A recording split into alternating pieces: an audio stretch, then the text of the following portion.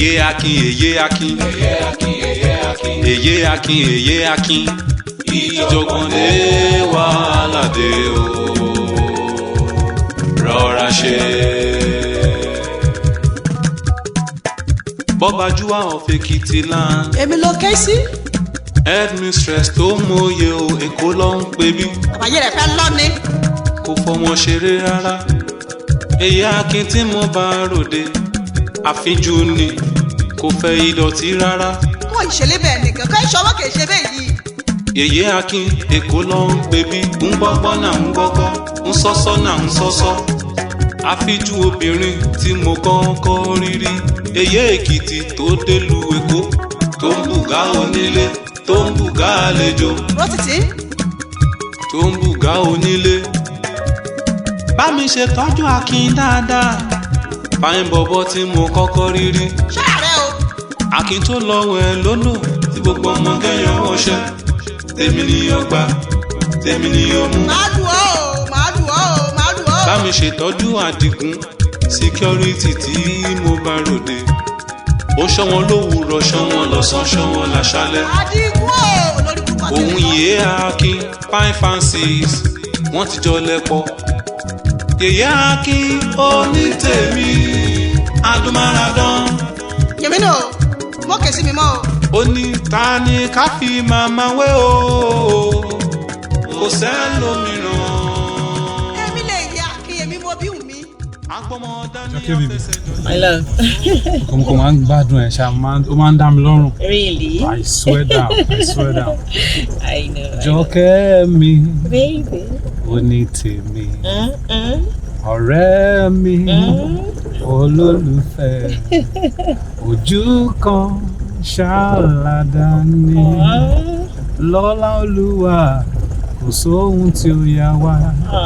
That's so sweet. Kò sóhun tó máa yà wá náà. Ikú gan lè yà wá. Amen, amen. Oh, money. I know. I know you love me. I know you love me. And I love you. I love you more. I love you. You know, you make me happy every time. Thank you, my baby. Thank you. Thank you. Thank you. Thank you. Thank you. Then to our boss to bring it. Irú ọmọ tí mo fẹ́, ó ń bẹ lára rẹ̀. Bèbí gbórúkọ mi, ó bá ẹ wà mu. Mo fẹ́ bá ẹ darúgbó, mo fẹ́ bá ẹ dalẹ̀. Ìwọ ni mo fẹ́ máa jí rí lójoojúmọ́ ayé mi. Yes, sir. Thank you, my love. Thank you so much. I love you. Hold on. Let me open for you, baby. Don't stress yourself, baby. Okay. Don't stress yourself. I'll do that for you. Thank you. Trust me.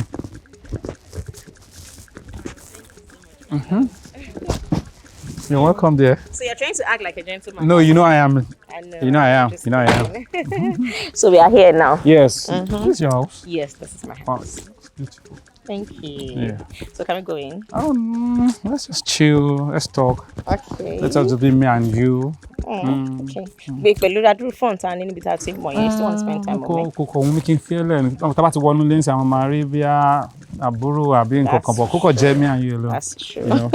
Thank you so much, baby. I had fun today. Yes, Thank same you. to you. Thank you. Okay, so, mommy. Mommy. Mommy. Mama, so good. Bless you.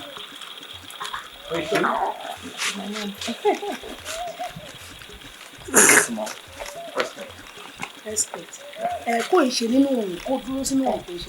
Mami, aṣẹ ìgbín sínú aṣẹ bọ́lẹ̀ ní mọ́tò ìṣòro wà fẹ́. She's just seeing what I was doing here. Oh, we just came in. We just came. That's not quite long. I said, dancing, like now. Got it. Òun ó mọ̀ pé òun irun wà kan máa ń bojú jẹ́ ni. Èwo làbúrò lọ́mọ́ra ní bí kíní bí èkó ló níta. Kẹ́nyẹ́ mímẹ́. Ó pọ̀ lé mi. Ìbàjẹ́ rí pọ̀. Ìbàjẹ́ rí ọkọ̀. Like that. Thank you, my love. I'm really. Àjọkẹ́. Mami. Ìwà kó wulẹ̀ kan ní ó kù díẹ̀ káàtó. Bẹ́ẹ̀ ìní ìrírí ìní ọ̀nìyàn àwà mọ́ mi. Mọ́jọ mú ọbú mi náà. You good? That's my G. That's my G. Yo. Kọ orúkọ rẹ o. What's that? Orúkọ rẹ. Okore. Can't hear what she's saying. Yeah, my mom is asking for your name. Oh, my name, Mom. I'm Jide. Jide by name, Jide. Is that what? Mi kọ yọ̀gọ̀ ojú rẹ. Okay, Spock. I spoke. I brought it from Miami. You like it? You like it? Ọmọ ìkàbọ̀ sí ọ. Kaba. Babe, What's she saying? where are you from? Oh, Ekit. I'm from Ekit. Èkì. Ekit. Ẹja èkì. Ondo, Ekit. 2 states. They were together or separated? Ekit, Ondo. Ekiti. You got- Ekiti. Ọmọ ní ìbájọ́ ní ìbáyọ̀. Yeah. Òwò ọmọ olókè méjì tọkọ tábó. Look, Meiji. Okay. 2 mountain. Orí rẹ̀ yan. 2 mountain. Ọmọ olókè méjì tọkọ tábó ló ń sẹ èkì. Jòkó rẹ̀ súnmọ́ mi. There you go. Sí. Òwò ọmọ olókè méjì tọkọ tábó.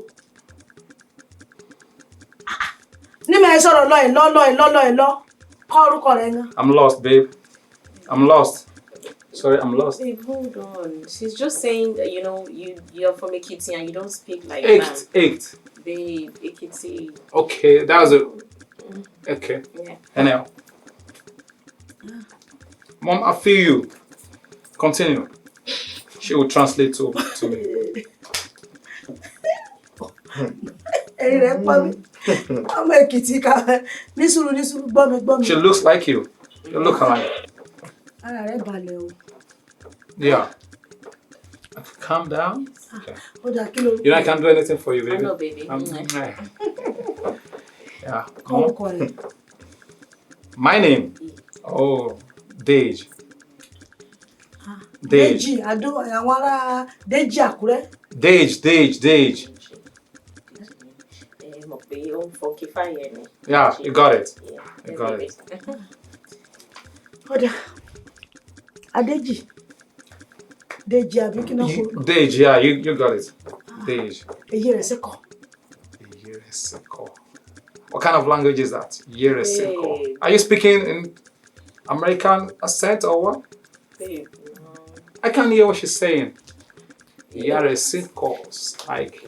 like your mother. My mom. Yeah. Oh, she's fine. She's doing well. Ṣé bọ́ wọ́n mọ Èkìtì lọ́ọ́ yàbẹ̀? Ekiti. Mo gbọ́. Yeah. Onílára jù. Ó ṣàwòrò ìṣe gan-an. Me? Maybe you now. Akin. I'm an artist. Yes, mommy. Yo, artist.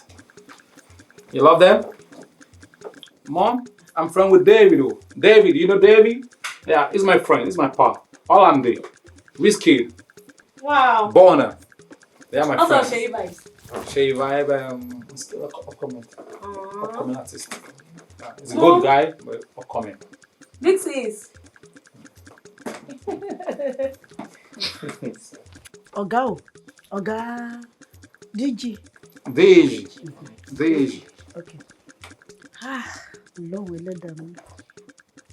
Now, yàtọ̀ sí pé ọ̀ìkọrin, mo ṣe ọwọ́ mi ìwò lọ tún ní. Baby, she's asking maybe what else you do aside music? It's music. I do music for living. Zazu. Oní ló fi ń gawú. Zazu. Shop up. Akin. It's cool money in music, Mom. Yeah. Okay, now. Ká wípé ọ̀n gbé ọkàn sílẹ̀ kọ́ bẹ́ẹ̀. Wípé kó o mú dá business mi sílẹ̀. Irú business wo lo àdá sílẹ̀? I hear that. Don't worry. Business. She's talking about business. We should do business together. Baby, no. What's she saying? Okay, she says, what if you are given a huge sum of money and you're asked to do something like a business or something like, what else can you do as a music? I got Tell it. her. Business. When I say business, I'm gonna do music. I'll go to studio. I'm gonna wax my record back to back. My system track, give it to them hot, back to back. Yeah. You like music? Yeah. Ah. You gotta follow me. I'll tell you my handle. You follow me. Shop no food. My nigga. My nigga, love that. I love that. I don't like it. Ó ti tó bí ọdún mélòó ló ti kó lulu kò mú travel out torí mo rí pé kété ohun rẹ̀ ó ti yí padà ó gbọ́rọ̀ mọ́ etí rẹ̀ ti lọ sí ti ọ̀dọ̀ títí so ó lò tó ọdún mélòó àti tọ́dún bí mélòó kò ti lò lulu òyìnbó bẹ́ẹ̀. Honestly, like 2 months ago, I've been to Ghana, been to Libya, I've been to Somalia. Baby, you didn't tell how you went to Abidjan. Yeah. That one is not by road. Abidjan. It's very close by here. Abidjan is very close. Akio. I don't lie. Aki. Mélòó ló wà tá àbúrò ẹ ti lọ sí Dubai? For holiday. Mom? Mom, I'm planning towards, what do you call it? Dubai? Dubai. I'm going there soon. Soon. I'm going to take my baby to Dubai. Oda. Ṣọmọ gẹ́gẹ́ bí olórin torí mo rí pé orin ló yàn láàyò orin lé lórí rẹ̀ kẹ́ lọ́pọlọ rẹ̀ kẹ́ ní kété rẹ̀ orin lé ní fún àtẹ̀dọ̀ rẹ̀ vein rẹ̀ orin lé ṣàn níbẹ̀ kó bá di pé ọkùnrin di artist ńlá. Yeah, I'm going to be global. I'm talking global. Ní ọmọ mẹ́rin. Thank you, bro. International. I got you. G. Dude. G. Yeah. Oda. Deji. Yeah, Mom. Kí plan rẹ fọ́mọ mi kó bá di ìyàwó rẹ̀ lọ́jọ́ iwájú. My plan tomorrow. Is that what she's saying? No. I mean, she's asking. She wants to know the plans you have for me. Tell her. Oh, tell her. That's good, Mom. I'm going to take care of her. One, and she's going to be my baby mama. After that, when I become big like R. Kelly, Mike Jackson, we're going to go into the world. You tour the world, Mama. I'm going to take you to plane. You go with me. Show me pé she kete baby mama. Òun lady ìyàwó lé o.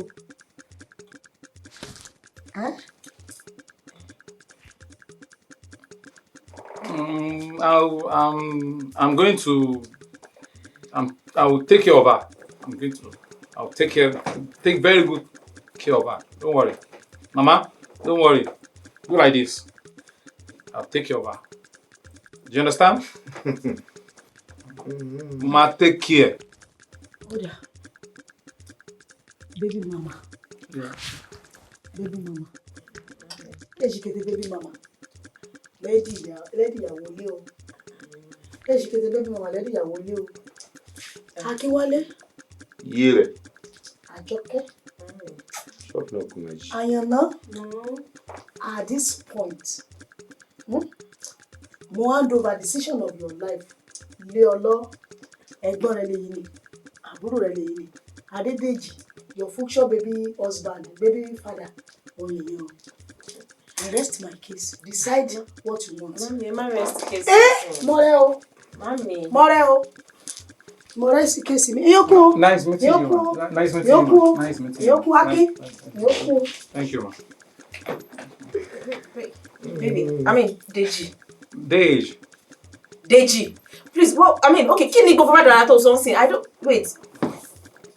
I don't understand. What do you mean I'll be your baby mama? Baby mama. I don't understand. How? That's crazy. Jẹ́ ká ti bẹ̀ mú náà. Láti bọ̀ kí là ń mú ibo láti mú nǹkan. Kí ló ṣẹlẹ̀? Baby, no, stop it. Mo ṣe máa fẹ́. Nígbà wo? You said after you've blown. Okay, ọdún wo ló fẹ́ blow? But this wasn't a... Babe, you say you love me now. Olóò nífẹ̀ẹ́ mi. Stop it, Joe. What kind of love are you talking about? You want to make me a baby mama? Okay, so me deserve láti jẹ́ ìyàwó. Baby mama ló fẹ́ sọ mí dà. Ó wá fẹ́ blow kó tó sọ mí di ìyàwó. Mo nífẹ̀ẹ́. Ìfẹ́ òṣìwọ́ nìyẹn bẹ́ẹ̀. Mo náà ni máa fẹ́. Nígbà wo? Please, get up. Sọ fún wọn. Ẹ̀gbọ́n mi, as of God, answer you are. Any day, get out of my house, my brother's house. What rubbish? Thank you. Ẹ̀gbọ́n mi, you didn't see anything. Please, you can leave. No. Out! Get out! Get out! Imagine the nonsense. But Mrs. Rubbish lele now. What I just said now. We make promises. Sorry. Oh, she now. Now. Baby mama. He made promises. He told me he loves me. I was happy that we're an artist. How can I? No. I don't know. I thought I found the man for myself. Ebami, what's that? Ebami, what is this? You've been laughing. You didn't say anything since. Shobemo. EYE Akin. Last. Ṣètọ́jú Àdìgún security tí mo bá ròde. Ó ṣọ́wọ́n lówùúrọ̀, ṣọ́wọ́n lọ́sàn, ṣọ́wọ́n láṣálẹ́. Òun EYE Akin fine fancies wọ́n ti jọ lẹ́pọ̀. EYE Akin onítèmi adúmáradán. Yèmí náà, mọ́ kèsì mi mọ́. Ó ní ta ni ká fi màmá wé o. Kò sẹ́lòmíràn. Àwọn sàrà kẹ́pẹ̀pẹ́ kan táwa máa ń sínú bó bá dàbí pé nǹkan fẹ́ lọ díẹ̀díẹ̀ fún ta wa tó o bá ti wọ́n rú jéró àgbàdo àti nǹkan adùn tó wà nù rẹ̀ ó wá foyín díẹ̀ sí ó fi ṣúgà náà sí wọ́n káwọn ẹyẹ àwọn èèrà àwọn nǹkan kọ́mọ̀ fẹ́nu kan tó dáa nǹkan adùn ló pèsè fún àwọn náà sì mú ohun tó dùn wá báyìí náà nù lè pẹ́ tẹ́ wà nílé lẹ́kẹ̀rẹ́ ẹ̀ tẹ́mi bá ti rí pé nǹkan fẹ́ ṣẹlẹ̀ bẹ́ẹ̀ wọ́n ti pàápọ̀ wọn bó ti wáyé mọ́ àwọn ọkọ̀ máa ṣàdúrà sí kọ́lọ̀ ọdún jẹ́ kọ́lọ̀ sí ẹkùn lórí o wọ́n tán wọ́n níta tẹ̀yìn wá lọ. Àfà. Kí ló ṣẹlẹ̀? Kí ni gbogbo ilé? What is this, baba? Kí ló ṣẹlẹ̀? Kí ló dé? Àdúrà wọn ń gbà fún gbogbo yín pé kọ́lọ̀ ń jẹ́ kọ́lọ̀ ara dẹ̀ yín kára kẹ́lẹ̀ rí ìtura náà lọ́lọ́run. Ẹ stop ẹ̀ jàre ẹlẹ́sìn ń jẹ́jẹ́ ṣe kí ló ṣẹlẹ̀? Ẹ stop ẹ̀ bábí ẹ̀ gbá sí kí ẹ gbọ́ mi ni. Ẹ gbọ́ mi. Kò fẹ́ yí àkọ́bí bàbá ẹ̀. Jíjẹ́ o, ẹ wò mí ò láìkẹ̀, máa sọ fún mi sí. Àfà kí ni gbogbo àdàrà tẹ̀ ṣe sí? Kí ni gbogbo ilé? Nínú ilé onílé bàbá. Ṣé ọ̀rọ̀ Yorùbá òye yìí? Pé kí ni? Gbogbo yín náà là ń ṣàdúrà fún. Fún kí ni ṣàbẹ̀ yín pé kẹ́ ṣàdúrà fún wa ni? Kí ló ṣẹlẹ̀ gan? Kí lámọ̀ tún kí ni túbọ̀ kọ́ tẹ̀ ṣe sí? Nínú ilé onílé àfà. Mo náà ti lè ṣàdúrà. Àfà bàbá àgbàlagbà dẹ ni kí ni gbogbo àdàrà tẹ̀ ṣe nínú ilé onílé àfà? Ṣé àdúrà rádaràdà ni lọ́dọ̀ tiẹ̀? Wọ́n bá ṣàdúrà fún ọ rádaràdà. Ṣé nǹkan tẹ fi ṣàdúrà lélẹ́yìn ni? Ta fi ń béèrè fún àìsàn kíkọ́ Ọlọ́run ṣe ìrànwọ́ ìdẹ̀ra fún gbogbo yín. Fún ta ni iṣẹ́ abẹ yín ni? Ṣé ìlú apartment yín lẹ́yìn ni? Kí ló ṣẹlẹ̀ gan? Ṣé jẹ́ pé mọ́mí ò sí ilé àbí? Ẹ lè wà mí kí ló ṣẹlẹ̀? Ẹ má rọjú mọ́ mi kí ló dé? Àmọ̀ dáràn. Ẹ dáràn, ẹ ti dáràn gan ni. Ṣé jẹ́ pé mọ́mí ò sí ilé ló fa gbogbo ilé àbí? Àyè gbà yín. Wọ́n ti fún wọn náà lájẹ. Wọ́n ti bàjẹ́ lé ọ̀dọ́. Ẹ kí ló kọ̀ yín? Èwo lójú tó wá ràn mọ́ mi. Ẹ̀yin tó rọjú mọ́ mi. Ẹ̀yin rọjú mọ́ mi. Ọmọ nǹkan o.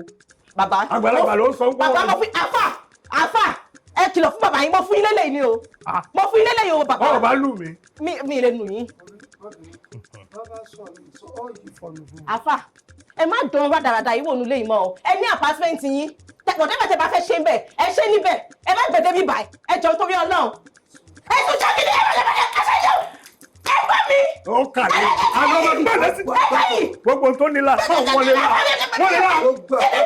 Gbogbo àgbà wọlé la.